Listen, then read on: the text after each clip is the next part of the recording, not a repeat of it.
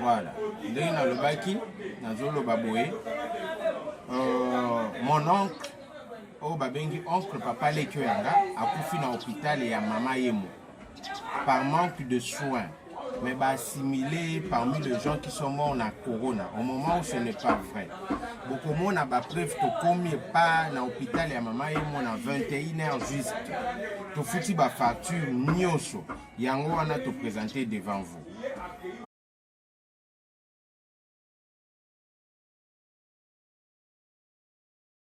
Après avoir foutu ma facture à 21h jusqu'à 22h passées, ils ont traité mon côté.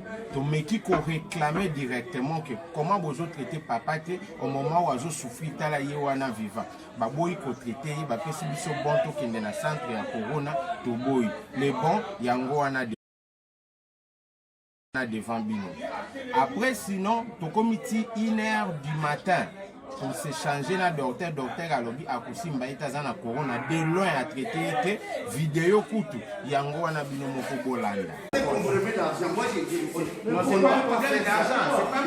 C'est pas un problème d'argent. On est à l'hôpital, vous remboursez l'argent. Je ne touche pas, je n'ai pas la protection. Comment ça vous touchez pas? Mais non, mais vous pouvez pas l'envoyer, je sais pas où. Vous allez l'envoyer où? Par quel moyen vous l'envoyez là-bas? Vous êtes venu ici par quel moyen? Non.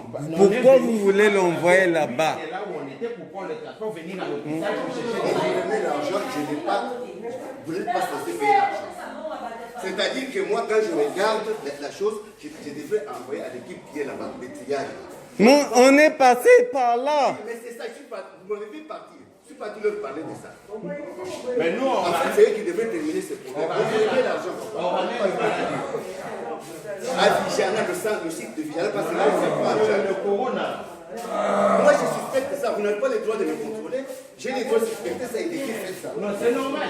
Mais nous, on fait notre constat. Ce n'est pas une question d'argent. Mon fils, ça te coupe pas la corona. C'est toi aussi, tu vas mourir. C'est pas parce que tu es docteur ou je ne sais pas moi quoi.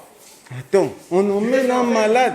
On dit que non, je vous rembourse l'argent. Il a le corona, on l'envoie là-bas. Le corona, c'est base de quoi? Sur base de quoi?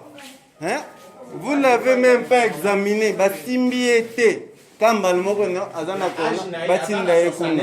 Akobela ba maladie nyoso. Ko age kusani. Musimbi ata mutute il a le corona. Quoi autres c'est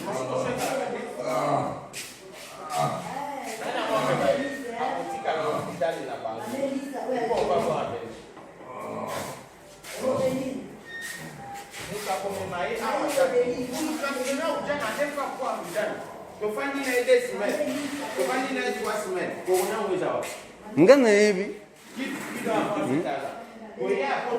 Examinez-les wapi obeba que non azana corona. Examinez mutu wapi. Ya pour na mbongo te to epo bobikisa mutu azobela bino botange la classe. Franchement. C'est vrai hein.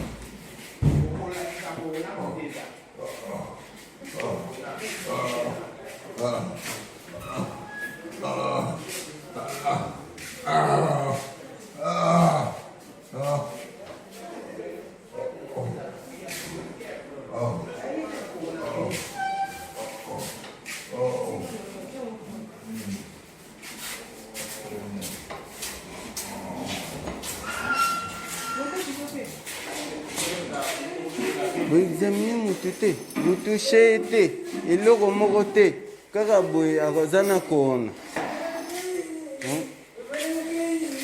C'est pas possible.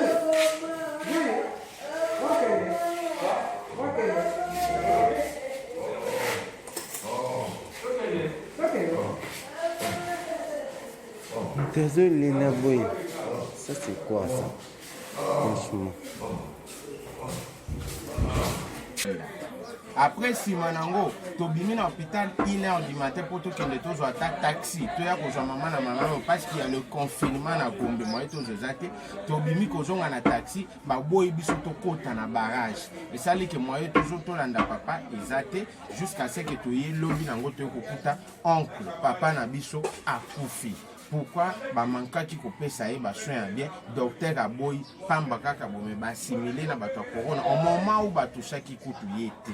Et le lendemain en question, pour continuer à réclamer tout na ndenge nini, akufaki ndenge nini salemaki mbalamoko, nous étions interpellés, moi et mon cousin, na niveau ya année pendant 3 heures du temps, il y a sur place, il y a hôpital, pour avoir filmé cette image parce que ce n'est pas normal. Bande Konangai, je vous dis ce qui est vrai. Notre oncle n'est pas mort de cela, mais tout dénoncer en gros parce que maman est mort assez. Ce n'est pas un bon hôpital et comme on ne refuse pas que malade est coquille kozala. Mais moutoune soit koufa akana malade wanati. Donc on a biso oncle na biso koufi na yangote. Pour preuve lisusu après mort na ye baye kolanda biso tina ndako po ba pesa biso résultat o eza ya faux, eza ya corona te. Mais Dieu merci nzamba za juste et la kisi bango le contraire. Le résultat du coronavirus, pour résulter, il faut 48 heures. Mais le résultat, le même jour, oncle le 6, à Koufi le 6, le résultat le même le 6. Preuve, il y a un résultat, il y a un gros.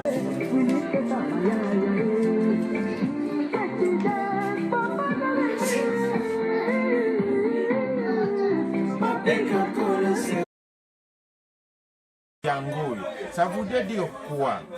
Bango oyo bazosala na kilomoto on a copie nango mais nzamba zo reverser. On ne refuse pas la maladie peut bien bon exister mais ce n'est pas imebo bomisa batu pamba boy et surtout l'hôpital mama et le docteur est là.